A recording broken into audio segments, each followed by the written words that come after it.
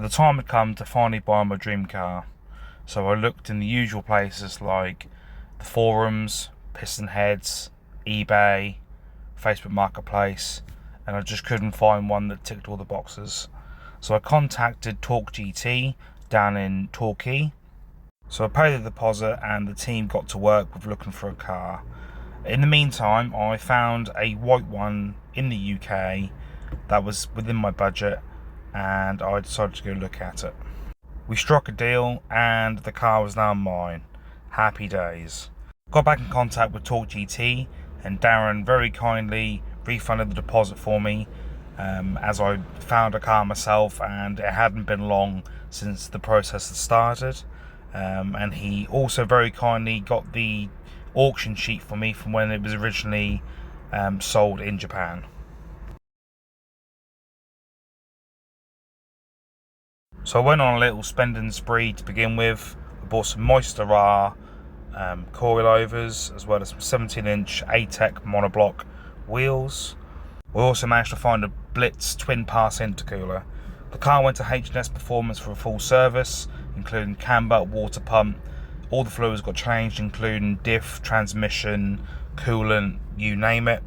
They also fit the coilovers, undersealed the car, as well as the inner arches, and made sure that that was all rust treated as well.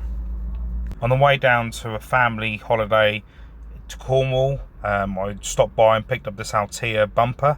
This is a factory aero bumper, and we also swung by Torque GT as we were that way and got this HKS SSQV blower valve. My partner got me some aftermarket LED lights from Driftworks. Unfortunately, after the second faulty set, I decided to remove them and return to stock. The car went into the same body shop that done the purple MX-5 and they painted the bumper for me. I purchased a Goretti OLED boost controller, but I wanted somewhere to mount it that was readable and accessible. So I made a plate to go where the ashtray was, and I used a magnetic phone holder and made it magnetic so that there was no wires. I ordered some work wheels from Driftworks. This time some Work Emotion CRs. These are staggered fitment, 18 by 8.5 front with an offset of 30 and 18 by 9.5 offset 30 on the rear. A couple of photos after a clean. The pearl white really pops in direct sun. Unique Signs, who done the HKS graphics on the MX-5, did the Nismo graphics on the Skyline. This is a bit of a throwback to the red Micra from back in the day. Always loved these graphics on the car, so it made sense to have them on there. And it does break up the white nicely. I won a Nismo strut brace off eBay, which is in dire need of a refurb. I was originally going to polish the bar, but I decided to go with the original grey, and the engraving on the base plate was a nice touch. So here it is all refurbed. I decided to go with black foot plates just to add a bit of contrast, and I managed to find a company in Australia that does replica new stickers, and it's all fitted. While searching through Yahoo auctions, I found a company that done carbon fibre engine cover and fuse box cover, so that was a must-have.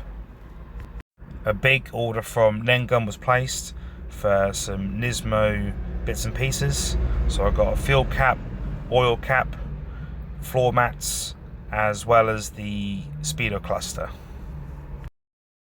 Driftworks Hicus locking kit, again H&S Performance pulled through and fitted and aligned the car for me, top job. A member of the owners group was posting up a group buy of some Nismo inspired boot spoiler legs, so again jumped on that and they came through eventually and look amazing. We also opted for the carbon fibre base plates. Who doesn't like a bit of carbon fibre, let's be honest. So it gives the car a little bit more aggression without going too stupid with a massive spoiler, so yes, it's quite a nice subtle mod. I had a friend trace the original engine cover graphics, and he cut them out in vinyl for me, as well as the fuse box. And yeah, they do set it off a treat. I went to GSM to have a sit in some of their seats. The Recaro Sportster CS wasn't on the top of the list to buy, but as soon as I sat in them, I knew they were the ones for me. Once they had arrived, I already had some bride rails waiting to go on, and I still had to make some brackets to make them fit. But it was an absolute nightmare to do, but well worth it. I did have the Nardi Deep Corn for a little while, but then I swapped for this flat bottom Sparco, and I used these buttons that came with the Boss kit for the horn. I got a little bored of the silver trims inside the interior, so I decided to give them a repaint in Ford Panther Black, which is a really metallic black. Another tidying up job was to paint the intercooler pipes gloss black. As you can see, these were pretty tatty to begin with. While out for a random drive, I had a little bit of a mishap with a hidden curb as I was letting some traffic pass. Oops. Went to London specifically to take photos. Brilliant night, but very, very long day in the end. I think we got into about 5 AM. The front bumper come off again, this time to paint a Nismo stencil on the intercooler. Carrying on with the Nismo theme, I bought some genuine front indicator lamps. So I got rid of the crystal clear ones for these sort of semi-smoked ones. Cube Speed Premium Short Shifter. This was a little bit of a nightmare to fit, but only because I kept dropping the banana shaped brackets on the floor, but well worth the money. Made such a huge difference to the drive. I wanted some Nismo LED tail lights, but unfortunately they're just stupid money. So I found someone on Facebook who was making custom lights for a Supra. I asked him if he'd be able to do the R34 ones. I sent him a spare set of lights, and he made these for me. More Nismo stuff, this time a mid-logo leather gear knob, which I mildly restored. Moving on to more GTR parts that I wanted but couldn't afford. I really wanted a rear diffuser, but again couldn't afford a genuine V-spec one, so I decided to make my own.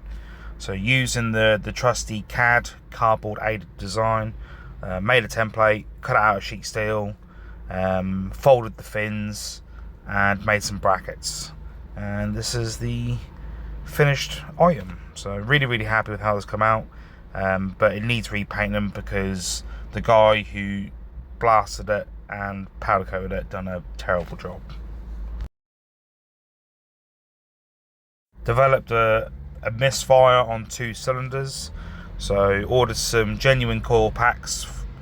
And I also found out that the rocker cover gasket was leaking, so that was not a fun job to do, but a learning curve. May have noticed in the previous pictures the intercooler pipes are of like a grey texture.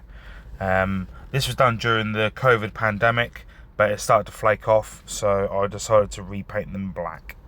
And that's the build so far. So I've owned the car for 4 years. It's pretty much how I want it to look. Yeah, just enjoying it. Thanks for watching.